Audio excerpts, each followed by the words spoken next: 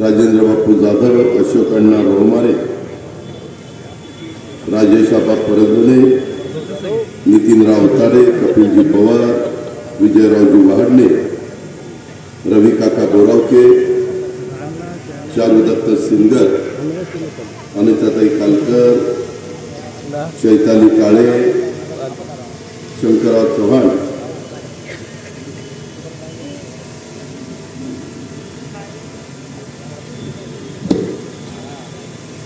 बाळासाहेब कदम,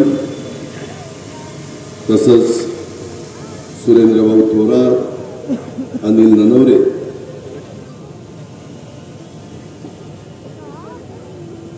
नारायणराव मांजरे, ज्ञानदेवराव मांजरे, सतीश शेठ Krishnani, पद्माकांतजी Kudale, धनंजयजी Jadhav, Krishna Adhav, Sunilji गोंडले, doctor Ajayji Garje, मेहमूदजी Syed, फकीर मामू कुरेशी, उत्तमजी पवार, धनंजयजी धनोटे, विजयजी त्रिभुवन, doctor Machhindra फर्दे, Chandrashekharji Kulkarni, Santoshji चवणके, Sachin मुजगुले, बाबासाहेबजी पोते, मनीषजी गाडे, दत्तात्रेयजी काली, ज्यांनी आता आपल्या सर्वांच्या साक्षीनं आशुतोष काळेंना पाठिंबा दिला ते आमचे वंचित बहुजन पार्टीचे उमेदवार शकील बाबूभाई चोपदार, माझ्या कोपरगाव परिसरामध्ये शहरात आणि ग्रामीण भागात आलेले तमाम माझे मतदार बंधू भगिनी, पत्रकार मित्र, सर्व महायुतीचे घटक पक्षांचे सन्माननीय आजी माजी पदाधिकारी, जमलेल्या माझ्या तरुण मित्रांनो, मला थोडासा बाकीच्यांनाही भाषण करायची होती, परंतु आज देशाचे पंतप्रधानांची सभा मुंबईला आहे आणि त्याच्या निमित्तानं मला तिथं पोहोचायचं. मी तुमचं भाषण झालं तिकडं निघून जाणार आहे. आज इथं मी येत असताना नेहमीच माझ्या मनामध्ये येतं की जगाला श्रद्धा आणि सबरीचा संदेश देणाऱ्या शिर्डीच्या साईबाबांच्या चरणी नतमस्तक होतो आहे.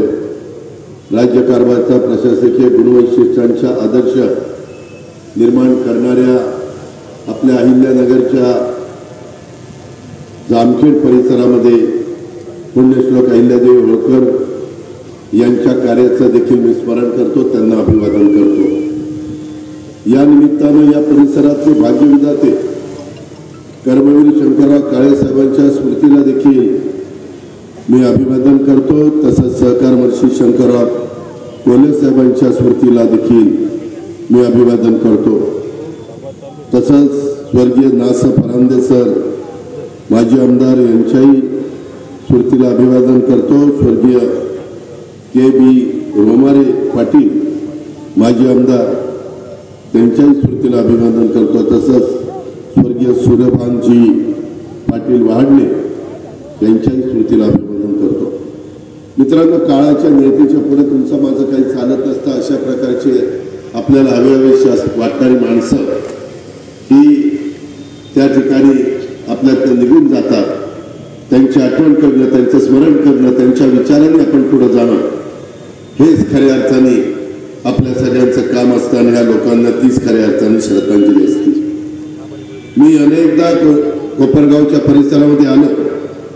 आपण पाठीमागच्या काळामध्ये आशुतोष काळेच्या रूपाने कोपरगावला एक तरुण तडफदार उच्च शिक्षित चांगलं विजन असलेला लोकप्रतिनिधी त्या ठिकाणी दिला.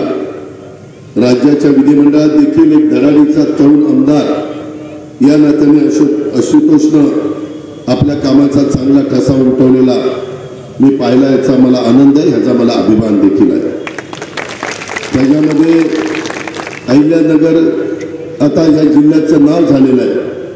राजकीय, सामाजिक, शैक्षणिक, सहकारी चळवळीच्या दृष्टीनं अत्यंत जागृत अशा प्रकारचा जिल्हा.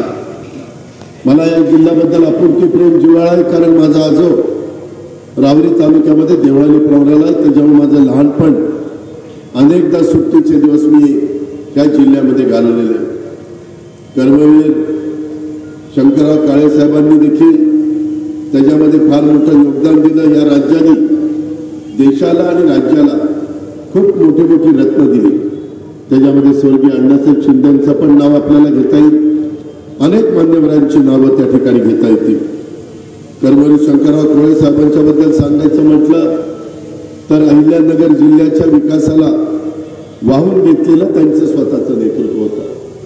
त्यांच्याबरोबर देखील मला ते 91ला तुम्ही खासदार केलं त्यावेळेस मी पण त्यांच्याबरोबर खासदार बारामतीतनं झालो आणि मला त्यांच्याबरोबर काम करण्याची संधी मिळाली. स्वर्गीय शंकरराव काळे साहेबांच्या कार्याचा विचारांचा वारसा त्यांचे सुपुत्र माजी आमदार अशोकराव काळे साहेबांनी अत्यंत यशस्वीपणे पुढे नेण्याचं काम केलं आणि आता तोच वारसा कर्मवीरांचे नातू या नात्याने आमदार आशुतोष काळे पुढे नेत आहेत. याचा आपल्याही सर्वांना आनंद आहे आणि त्याच्यामध्ये मलाही त्याच्याबद्दलचा अभिमान आहे. तुम्हाला माहिती आहे की एकंदरीतच काम करत असताना आमचा हाच दृष्टिकोन असतो की त्या भागाचं प्रतिनिधित्व करणाऱ्या व्यक्तींनी त्या भागाचा सर्वांगीण विकास करावा. तुम्ही मागच्या वेळेस मी नेहमी ती खंत म्हणून दाखवतो. तुम्ही सगळ्यांनी मागच्या निवडणुकीमध्ये आशुतोषला 850 मतांनी निवडून दिलं. तरी देखील काही हजारो कोटीची कामं आम्ही महायुतीच्या सरकारच्या माध्यमातून ह्या कोपरगावच्या करता देऊ शकलो. त्याच्याबद्दलचं तर पुस्तकच आशुतोषनी काढलेलं आहे. तेही आपल्या सगळ्यांच्या पाहण्यामध्ये आलेलं असेल. हे ते पुस्तक आहे.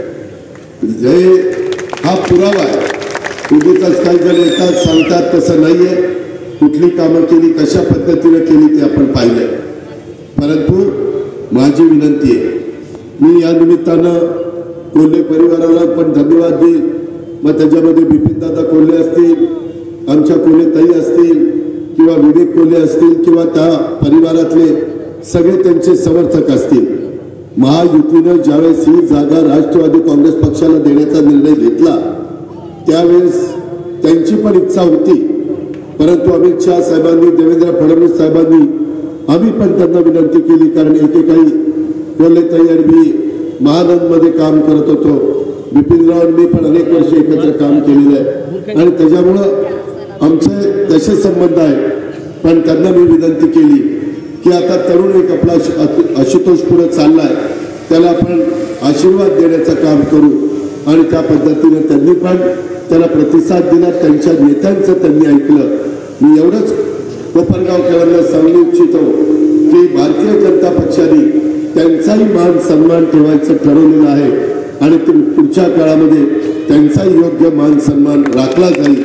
त्याच्यामुळं कोपरगावकरांनी त्याबद्दल काही काळजी करू नये. माझे पण तुमच्या नेतेमंडळींशी अनेकांशी संबंध आहेत. मी पण त्या गोष्टीचा पाठपुरावा करेन.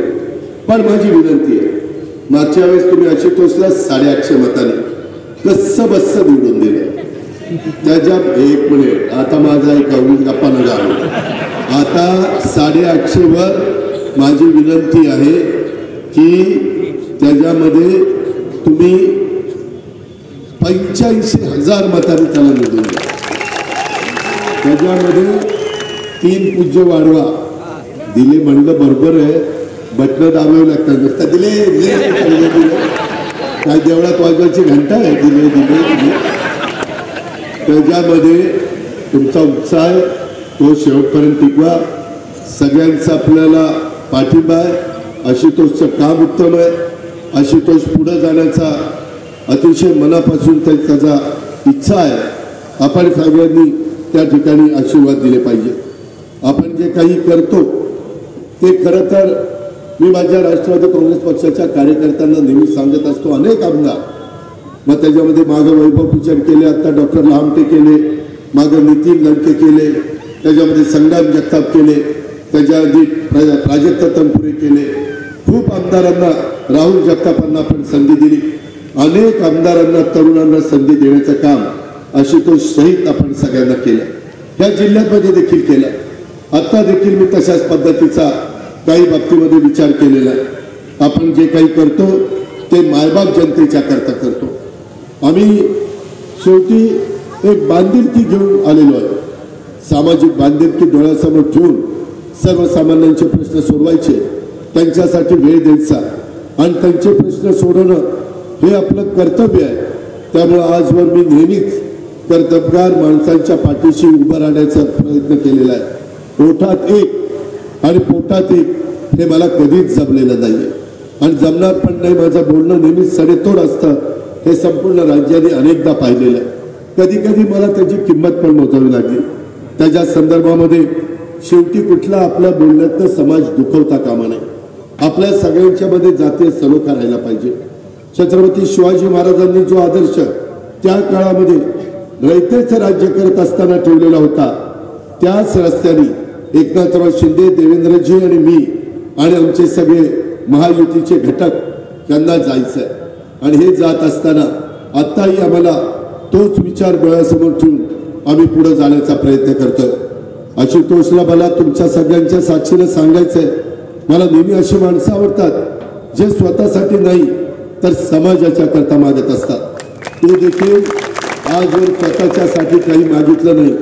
जे काही मागतो ते इथल्या जनतेच्या करता मागतो, कोपरगावकरांच्या करता मागतो, सर्व घटकांच्या करता मागतो.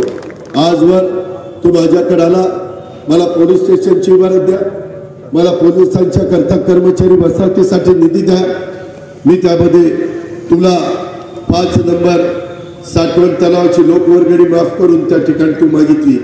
तू मंजूर बंधाऱ्याच्या दुरुस्तीसाठी माझ्याकडनं निधी मागितला. तो प्रत्येक गोष्ट मी एक तरुण आमदार या नात्याने देण्याचा प्रयत्न त्या ठिकाणी केला. तू वीर महाराणा प्रताप व भगवान एकलव्य यांच्या स्मारकासाठी देखील निधी मागितला, मी तो दिला. हे सर्व जनतेच्यासाठी तू मागितलं. त्यामुळे तू माझ्याकडे जे जे मागितलं ते देण्याचा मनापासूनचा प्रयत्न मी, आमच्या महायुतीच्या सरकारने, आमच्या सहकारी मंत्र्यांनी सगळ्यांनी मिळून त्या ठिकाणी दिला. आणि त्याचे एक प्रकारचे हट्ट मी त्या ठिकाणी पुरवण्याचा प्रयत्न केला. तुझ्या विकासासाठी ज्या काही संकल्पना आज तू बोलून दाखवल्या, ते तुझं भाषण मी बारकाईने ऐकत होतो, त्या सर्व संकल्पना सत्यात उतरवण्यासाठी आज या उपस्थित जनसागराच्या साक्षीनं पुन्हा एकदा मी त्या ठिकाणी सांगू इच्छितो, यापुढील काळात देखील या कोपरगाव मतदारसंघाच्या विकासासाठी जे काही आशुतोष माझ्याकडे हट्ट करेल तो मी पूर्ण करेन. तुला कधी मी त्याच्याकरता निधी कमी पडू देणार नाही. यापुढं आजवर तुझ्या पाठीशी आम्ही सगळेजण होतो, यापुढेही तुझ्या पाठीशी आम्ही राहू हा शब्द देखील कोपरगावकरांच्या साक्षीने देतो. आणि तुला हे पण सांगतो, तुझं जेवढं जास्त लीड मिळेल तेवढी तुझी जबाबदारी देखील मोठी राहील. जेवढं कोपरगावकर तुम्ही लीड द्याल तेवढा जास्तीचा निधी देण्याचा दावा हा अजितदादा तुमचा देखत करतो. हे पण मी तुम्हाला सगळ्यांना सांगतो. शेवटी आज सिन्नर तालुक्यामध्ये जाऊन बघा, तिथं माणिकराव कोकाटेंना मी किती निधी दिला, अनेकांनी दिला. आम्ही उपकार केले नाही, आम्ही आमची जबाबदारी पार पाडली. आम्ही आमच्या शेवटच्या माणसाला मदत करण्याची भूमिका त्या ठिकाणी घेतली. रस्त्याचे प्रश्न असतील, पाण्याचे प्रश्न असतील, त्याही संदर्भात मगाशी आशुतोष सांगत होता. मित्रांनो, त्याबद्दल तुम्ही काही काळजी करू नका. ह्या संदर्भामध्ये देखील आपलं पश्चिमेकडे पडणारं पावसाचं पाणी समुद्राला वाहून जातं, ते आपण आता इकडे वळवतोय. ते माझ्या नाशिक जिल्ह्यातला धरणा, ते माझ्या नगर जिल्ह्याला ज्या फायदा करणारी धरणं आहे त्या धरणामध्ये आणण्याचा आमचा प्रयत्न आहे. त्याचा उल्लेख आशुतोषने मगाशी केला. 85,000 कोटी रुपयाची योजना. हे काही येण्यागावाळ्याचं काम नाही, हा पोरखेळ नाही. एवढी मोठी रक्कम कोपरगावकर म्हणतील कशी आणणार, ती अशी आणणार की परवा दिवशी माझी आणि नरेंद्र मोदी साहेबांची तिथं सभा असताना मी त्या सभेला होतो. नेमकी माझी खुर्ची त्यांच्या जवळ आलेली होती. मी त्यांच्याशी बोलत होतो. ते मला विचारत होते, अजित काय परिस्थिती आहे, एकंदरीत कसं वातावरण आहे, जिल्ह्यामध्ये काय होईल, पश्चिम महाराष्ट्रात काय होईल, असे ते प्रश्न विचारत होते. मी त्यांना सांगितलं की पंतप्रधान महोदय, परिस्थिती सुधारतीये. आमच्या मायमाऊली आमच्या पाठीशी मजबूतीने उभी राहिल्या. त्यांचा भरभक्कम पाठिंबा आम्हाला. आमचे तरुण तरुणी हे आमच्या पाठीशी आहे. आमचा शेतकरी समाज आहे. आम्ही सगळ्या घटकाला बरोबर घेऊन चाललोय. आमची विनंती एवढीच आहे आज तिसऱ्यांदा देशाचे पंतप्रधान म्हणून तुम्हाला संधी मिळालेली आहे। हे आपलं सर्वांचं भाग्य आहे। आम्हाला आता केंद्राचा मोठा निधी, आमच्या मोठ्या मोठ्या लाखो कोटीच्या योजना याकरता राज्य सरकारच्या पद्धतीनं काम करेल, परंतु तुमचा निधी आम्हाला लागेल। वेळ पडली तर वर्ल्ड बँकेचा निधी आम्हाला लागेल, वेळ पडली तर जपानचा जायकाचा निधी आम्हाला लागेल। कमी व्याजाने पैसे ते मिळतात, 0.5% 1% व्याजाने तिथं मिळतात, परंतु ही कामं ही करायची। आता लोकांना पाण्याचं महत्व कळलेलं आहे। पाण्यापायी राज्यात देशात भांडणं होत आहेत, जिल्ह्यात तालुक्यात भांडणं होत आहेत, आमच्या शेतकऱ्यांच्या बांधावर भांडणं होतात।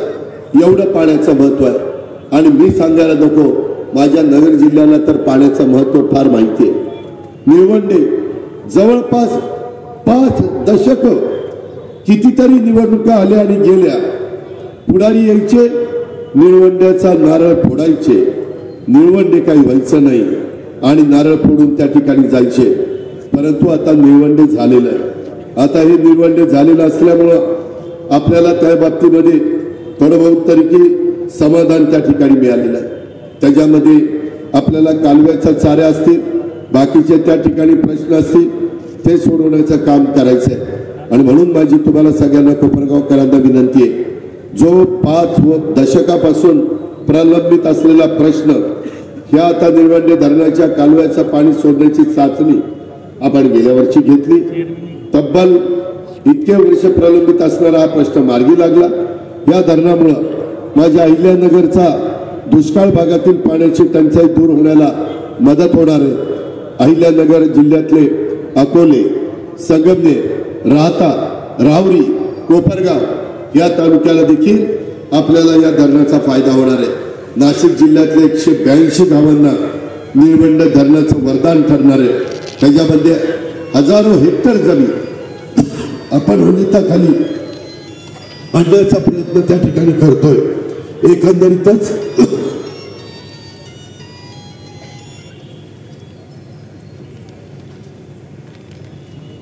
तुमच्या आमदारांनी मला पाणी पाजलं, आता त्याला मला पाण्यासारखं पुण्य नाही। त्यामध्ये आपल्याला या धरणाचं काम पूर्ण झाल्यानंतर नाशिक ते अहिल्यानगर या दरम्यानच्या 125 गावांना पिण्याचं पाणी त्या ठिकाणी मिळणार आहे। कोपरगावकरांना आम्ही कामाची माणसं, तुम्ही माझी भाषणं ऐका। जनसन्मान यात्रेच्या निमित्तानं मी महाराष्ट्रात फिरायला सुरुवात केली। तुमच्या इथं पण त्या दिवशी पाऊस पडत होता, इथं प्रचंड जनसमुदाय होता। मी राज्याच्या विजनचं बोलतो, मी एकमेकाची उडीदुडी काढत नाही, त्याच्यातनं जरा बरं वाटेल, परंतु त्याच्यातनं माझ्या कोपरगावच्या जनतेचा रोजीरोटीचा प्रश्न सुटणार नाही। ऐकायला बरं वाटेल आणि ह्या कानातनं सोडून द्या। काय पुढारी काय बोलतात, काय सांगतात, अरे तुम्ही महाराष्ट्रामध्ये काय करणार ते सांगा ना। तुम्ही कोपरगाव करता काय करणार, ह्या जिल्ह्याकरता काय करणार, उत्तर महाराष्ट्राकरता काय करणार, तुमचं विजन काय? उगीच ह्याने असं केलं, त्यांनी तसं केलं, अरे त्यांनी केलं ते जाऊ द्या तिकडे, बातीत जाऊ। लोकांच्या करता तुम्ही काय करणार आहे, यांची खरंच भाषण तुम्ही ऐका, शांतपणे विचार करा। आणि कुठल्या पद्धतीचा ते विचार करतात? काही जण घटनेचे शिल्पकार डॉक्टर बाबासाहेब आंबेडकरांनी संविधान दिलं, ते संविधान आपल्याला एकसंघ ठेवण्याकरता दिलं, अत्युच्च संविधान, जगाने कौतुक केलंय। 140 कोटी जनता त्याचा आदर करते, परंतु त्याच्याबद्दल आमच्याबद्दल खोटं सांगितलं। अब की बार 400 पार कशाला पाहिजे? 275 मध्ये सरकार येत आहे, यांना 400 पार पाहिजे, यांना घटना बदलायची, आरक्षण काढायचं, यांना त्या ठिकाणी वेगवेगळ्या पद्धतीचे निर्णय घ्यायचे, संविधान बदलायचं। अरे कोण संविधान बदलताय? कशाला खोटं बोलता, कशाला फेक नॅरेटिव्ह सेट करता? मुद्द्याचं बोला ना। आमच्या मुस्लिम बांधवांना सांगितलं सीए कायदा आणला, कशा करता आणला की तो आणला परदेशामध्ये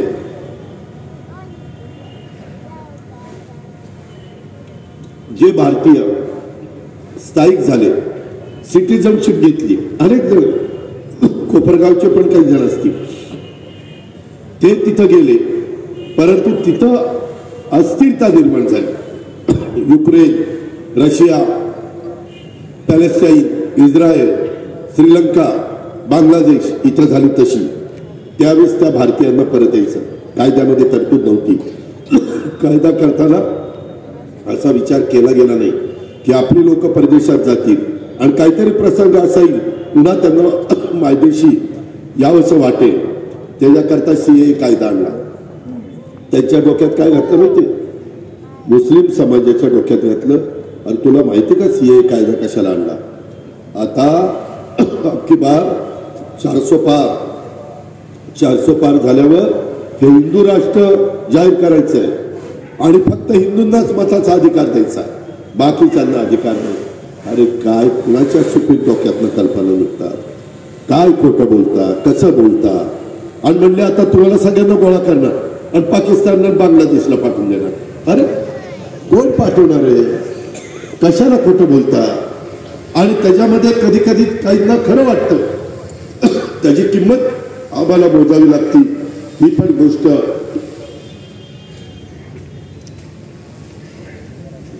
ठसका लागल्यावर काय होतं आठवण काढतं ते. मित्रांनो, त्याच्यामध्ये मला एवढंच सांगायचं की असे फेक नेरेटिव्ह सेट केले आणि त्याच्यातून हा समाज कसा बाजूला जाईल हे बघण्याचा प्रयत्न केला. माझी तुम्हाला विनंती आहे, केंद्रातल्या सरकारने इथं अशोकराव काळेसाहेब बसले, बरेच वर्ष 25-30 वर्ष आपल्या सहकारी साखर कारखान्याच्या डोक्यावर आपण जास्तीचा भाव दिला FRP पेक्षा. त्याच्यामुळं इन्कम टॅक्स राज्यातल्या तब्बल 132 साखर कारखान्यांवर लागू लागला. 9,500 कोटी एवढी थकबाकी तुमच्या माझ्या कारखान्यांवर लागली. ती काढण्याकरता प्रणव मुखर्जी, त्याच्यामध्ये A.K. Anthony, P. चिदंबरम, जे त्या काळामध्ये अर्थमंत्री होते, आम्ही गेलो. मी डेलिगेशनमध्ये असायचो. ऐकायचे, ऐकून घ्यायचे, स्टे द्यायचे. तांती तलवार काही काढली नाही. केंद्रात सरकार आलं आणि आम्ही पुन्हा अमित शहांना भेटलो. अमित शाह साहेबांना सांगितलं, साहेब 25 वर्ष झाली, हे जर माफ नाहीच केलं तर माझ्या महाराष्ट्रातल्या शेतकऱ्यांच्या खिशातनं 9,500 कोटी रुपये भरावे लागतील, आम्हाला भाव मिळणार नाही. ते म्हणले काळजी करू नका, मला अभ्यास करू नये, मी परत तुम्हाला बोलवतो. आणि मित्रांनो, त्यांनी आम्हाला परत बोलवलं. त्यांनी ते संविधानाचं एक सांगितलं, दुसरं एक सांगितलं CAचं, आणि तिसरं सांगितलं की आम्ही त्याच्यामध्ये कांदा निर्यात बंदी उठवली पाहिजे. माझा नाशिक जिल्हा, नगर जिल्हा, पुणे जिल्हा, सातारा, सोलापूर ह्या सगळ्या बेल्टमध्ये माझा कांदा उत्पादक शेतकरी. म्हणलं राव, त्यांना पैसे मिळत नाहीत, त्यांचे भाव पडलेत, शेतकरी हवालदिल झालाय. ते म्हणले ठीक आहे, आपण मार्ग काढू. कांदा निर्यात बंदी उठवली.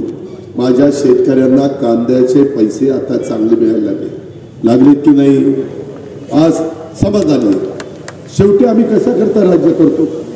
आम्हाला लाल दिव्यात फिरायला नाही.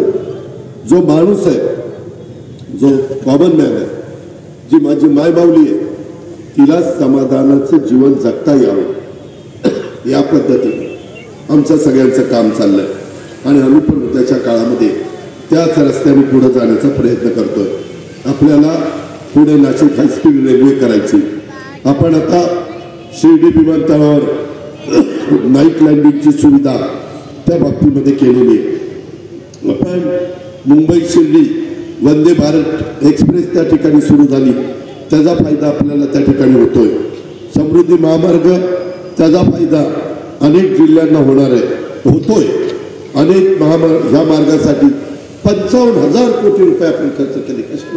कशाला म्हणतात 55,000 कोटी रुपये? आता मुंबई ते नागपूर अंतर कित्येक तास लागायचे, 8 तासात त्या ठिकाणी माणूस येतो.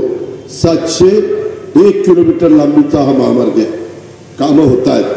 रस्त्याची कामं होत आहेत, त्यामध्ये कुठल्याही परिस्थितीमध्ये नॅशनल हायवेची कामं चालली, करोडो रुपयांचा पैसा नितीन गडकरी आपल्याला देत आहे, कारण ते आपल्या महाराष्ट्राचे सुपुत्र आहेत.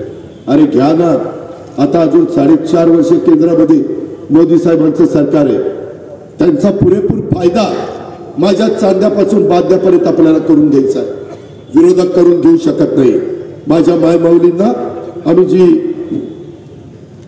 योजना दिली, लाडकी बहीण योजना, आम्हाला त्यांनी काय सांगावं. अरे म्हणले राज्याला कर्जबाजारी करायला निघाले, तिजोरी खाली करणार, कर्जाचा डोंगर करणार, आर्थिक शिस्त बिघडवणार. काय आर्थिक शिस्त बिघडवली? आम्ही 10वा अर्थसंकल्प सादर केला. देवेंद्रजींना पण 5 वर्ष मुख्यमंत्री पदाचा अनुभव आहे. एकनाथराव शिंदे सिनियर मंत्री आहेत, आता मुख्यमंत्री आहेत. आम्ही काय एकदम उठलो आणि जबाबदारी घ्यायला गेलो नाही.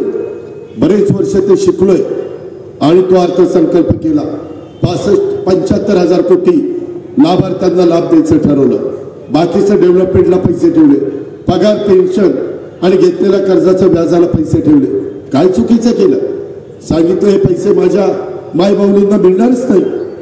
पैसे मिळाले, म्हणले अरे लवकर काढून घ्या नाहीतर परत येतील. त्यांच्या कोणी सांगितलं होतं की भाऊबीजेची ओवाळणी आणि रक्षाबंधनाची ओवाळणी भाऊ ज्यावेळेस बहिणीला देतो त्यावेळेस काय परत काढून देतो? काही बोलायचं. अरे आम्ही तरी 1,500 रुपये दिले, पुन्हा म्हणतात काय 1,500 रुपये दिले. अरे तुम्हाला काय किंमत आहे 1,500ची? तुमच्या काळात 1.25 रुपये दक्षिणा पण दिली नाही आणि आम्हाला गप्पा आणतात 1,500च्या. उगीच गप्पा बसतो म्हणून काही बोलता काय? असं नाही चालणार. आणि आज माझ्या महिलेचा मायमाऊलीची दिवाळी चांगली झाली. कुठल्या महिलेला दिली? जी कुरपणीला जाते, जी झाडू पोतन करते, जी धुणं भांडी करते, जी कचरा गोळा करते, जी काही घरांच्या मध्ये जाऊन स्वयंपाक करते, अशा पद्धतीची कामं माझी मायमाऊली करते. आणि मग संध्याकाळी तिची चूल पेटते. हे कुठली पद्धत? तिला वाटत नाही की कोपरगावच्या बाजारपेठेतनं काही घ्यावं? तिला काही मन नाहीये? ती काही असंच नुसतं घराचंच काम करायचं असं नाही. डायरेक्ट तिच्या अकाउंटला पैसे पाठवले. राज्य सरकार, आमची महिला बाल कल्याणची मंत्री आदिती तटकरे, तिच्या डिपार्टमेंटनं पैसे ह्यांच्या डायरेक्ट अकाउंटला. मध्ये पुरुषाचा संबंधच ठेवला नाही. तर त्यांच्या हातात 3,000 रुपये दिल्यावर ते तिला देणार 500. 1,000 मला राहू दे, 500 घे. अरे पण त्याची 1,500 आहेत ना, तुम्हालाही द्यायचं. तुम्हाला राबून नाही चालणार. तुम्ही पण मतदार आहे. आज माझ्या मायमाऊली समाधानी. उद्याच्याला आम्ही याला ती 5 वर्ष योजना चालू ठेवायची. ती चालू ठेवण्याकरता मायमाऊलींनो हे विरोधी लोक आहेत ना, हे बंद करायला निघाले, कोर्टात गेले, आम्हाला स्टे आणण्याचा प्रयत्न केला. काय त्यांना झालं कुणाला माहिती. बरेच दिवस सत्ता नसल्यामुळे काहीतरी परिणाम झाला, कशावर कुणाला माहिती. माझी तुम्हाला विनंती आहे की तुम्हाला ही योजना पुढे 5 वर्षाच्या करता चालू ठेवायची असेल, 3 गॅस सिलेंडरची योजना 5 वर्षाच्या करता चालू ठेवायची असेल, तुमची अनेक लाडकी जन्माला आल्यानंतर 18 वर्षाची होईपर्यंत 1,01,000 त्या आमच्या मुलीला टप्प्याटप्प्यामध्ये देण्याची योजना चालू ठेवायची असेल तर ते तुमच्या हातात आहे. तुम्ही म्हणाल कसं? तर ते असं की आपण मतदानाला 20 तारखेला जा, त्यावेळेस त्या मतदानामध्ये आपल्या पुढे जी मतपत्रिका येईल त्या मतपत्रिकेमध्ये आपलं नाव नंबर 1लाच आहे. गाडी नंबर 1च आहे आमचा. 1 नंबरला नाव आहे. त्या 1 नंबरच्या नावाच्या पुढं तिथं नाव असेल, आशुतोषचा फोटो असेल, खून असेल, तिथलं बटन दाबायचं. 1 नंबरचं बटन दाबलं, आशुतोष निवडून आला, युतीचं सरकार आलं, माझ्या मायमाऊली बहिणींची 5 वर्ष पुढे योजना चालू. कोण मायचा लाल बंद करू शकणार नाही. हा एकनाथ शिंदे, देवेंद्र फडणवीस, अजित पवारचा वाद आहे. हे देखील मी तुम्हाला सगळ्यांना सांगतो. एवढ्यावर बांधवांनो, तुमच्याकरता देखील आम्ही 3 हॉर्सपॉवर, 5 हॉर्सपॉवर, 7.5 हॉर्सपॉवर ह्याचं लाईट बिल माफ केलं. विरोधक काय सांगतात? अरे मागचं काय? मागचं देतील पुन्हा बिल.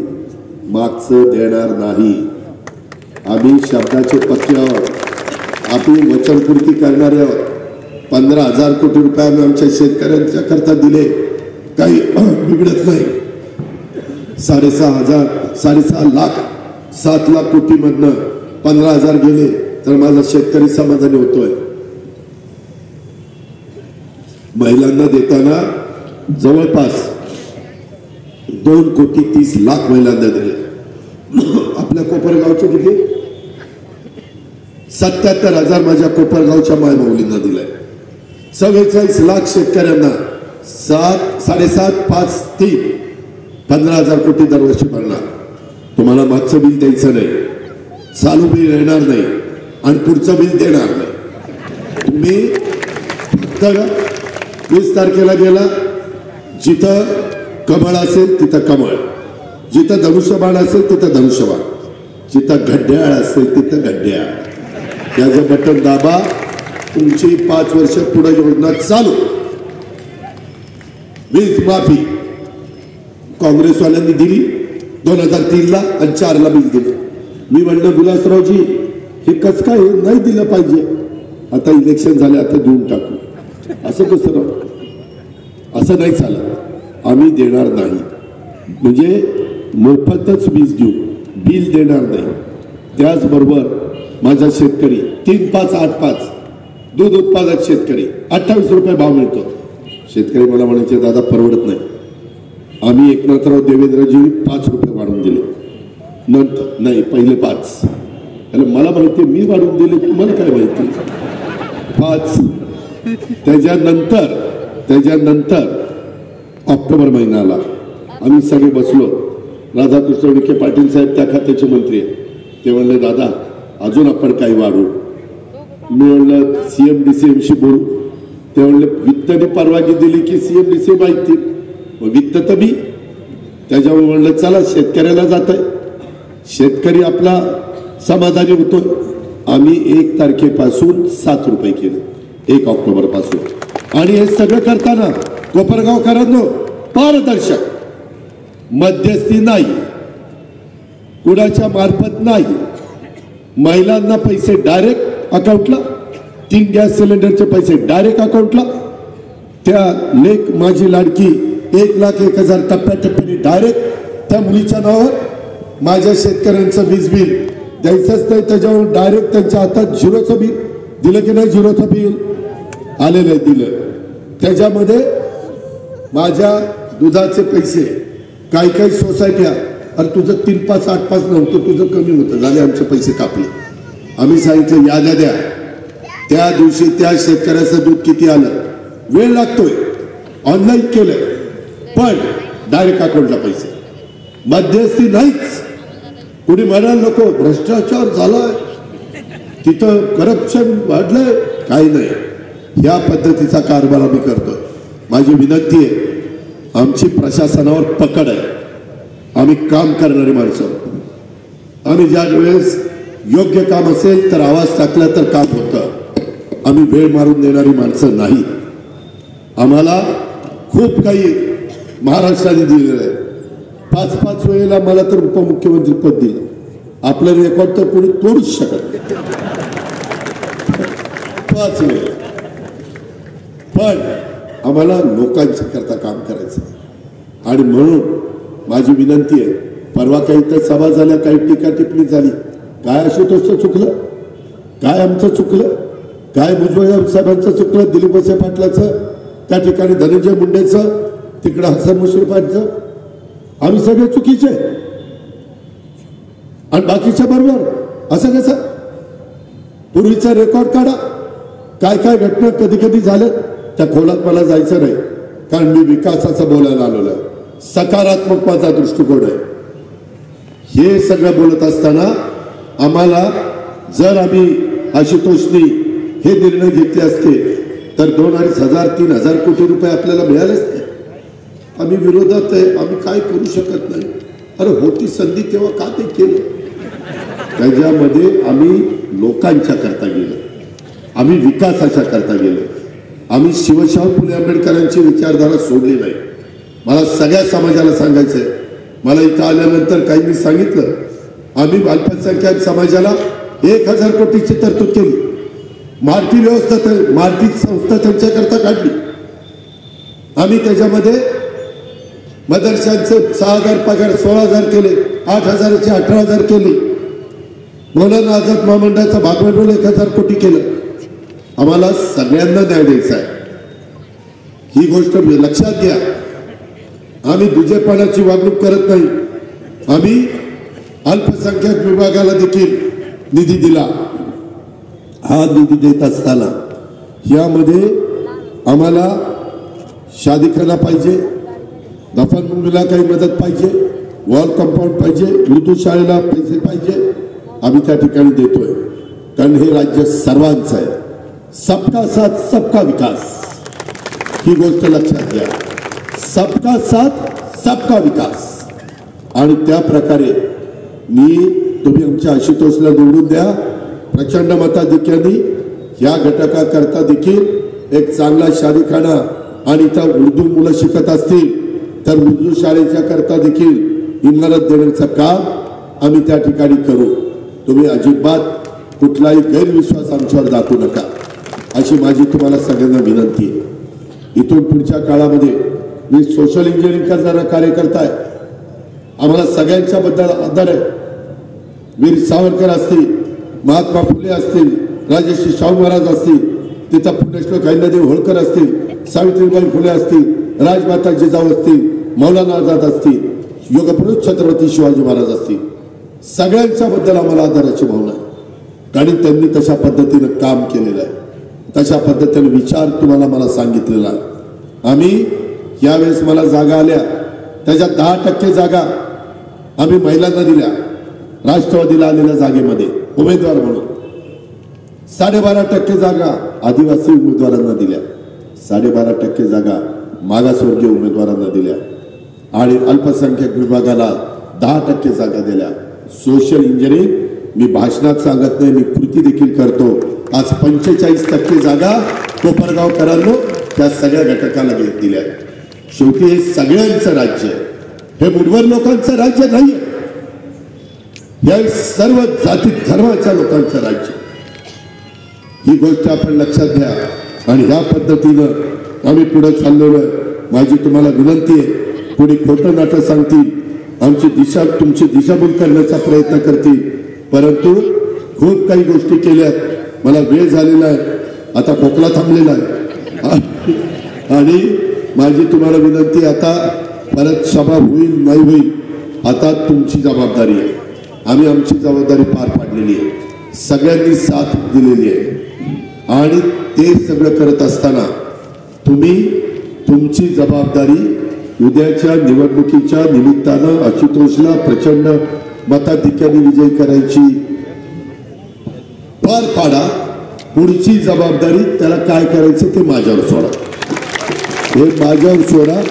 मी त्यामध्ये नंबर 1 ला तुम्ही मतदान करा आणि कुणाच्या बद्दल अनादराची भावना ठेवू नका. कधी कुणाच्या बद्दल कुणाला वाईट वाटेल, राग येईल,